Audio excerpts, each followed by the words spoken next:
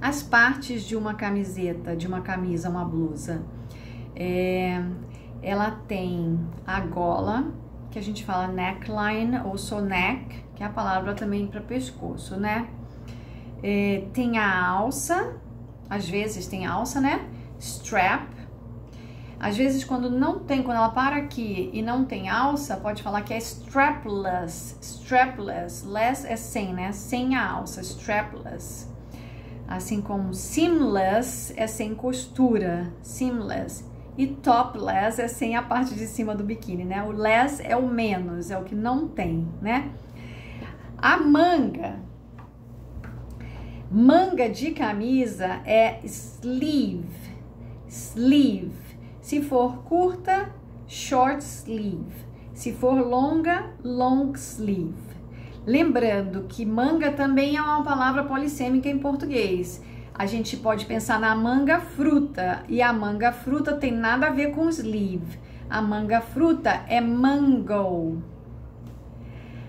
Mangueira, que é a árvore que produz a manga, é mango tree. Aí a gente vai vendo, né, que tem a mangueira também, que é aquela de jardim por onde passa a água. E aquilo ali tem nada a ver com mango, tem nada a ver com sleeve. Por isso que a gente precisa entender qual é a ideia para depois conseguir traduzir, né? Então, a mangueira de jardim, ela é hose, com H, hose, garden hose, né? Quando é com R, rose é rosa. Olha como é que vai desencadeando um monte de ideias. E aí, parece brincadeira, mas uma vez eu estava num evento de moda, traduzindo o dia inteiro, fazendo interpretação simultânea. Era mais de um dia, acho que uns 3, 4. Aí teve um dia que uma pessoa foi dar um depoimento, era assim, tinha gente que era dono de empresa, gente que era designer, pessoas de várias áreas da moda.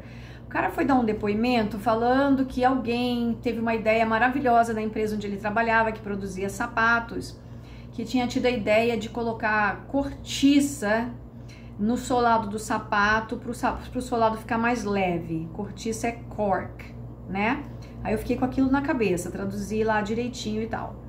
No dia seguinte foi uma pessoa falar de uma outra fábrica de sapatos antiga, famosa, que existe, e disse que o cara estava no jardim da casa dele, vai vendo as imagens, jardim da casa dele, e que ele olhou para a mangueira e ele pensou, e se eu colocasse pedaços dessa mangueira no solado do sapato? E aí naquele instante eu tive que decidir que mangueira que era aquela. Se ele tinha olhado para uma árvore frutífera que produzia manga, cortou ali o tronco daquela árvore, processou aquela polpa e colocou no solado do sapato, ou se ele tinha olhado para uma mangueira de água, cortado aquela mangueira e feito o solado, e fez o solado do sapato com o corte daquela mangueira de água. Então, assim, a gente tem uma palavra em português que remete a várias em inglês, ou o contrário, a gente tem que pensar muito rápido. Na hora ali, eu tive dúvidas, eu não sabia a que ele estava se referindo, e eu falei hose, que é a mangueira, a garden hose, que é a mangueira de água. Aí, quando passou pro meu colega, foi até o Vanderlei, né? Vanderlei Matos. O cara continuou contando a história, o Vanderlei falou hose também, e eu fiquei pensando, meu Deus, e se for mangueira?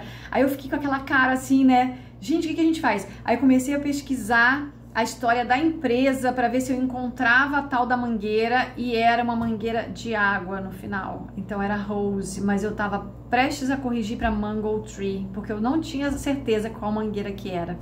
Então aqui, digressão total. Voltando, né, pra manga. É manga de camisa, é sleeve. É manga de comer, é mango. A gente precisa tomar muito cuidado e entender o que está falando antes de traduzir, porque não é palavra por palavra, é ideia por ideia, né? É isso.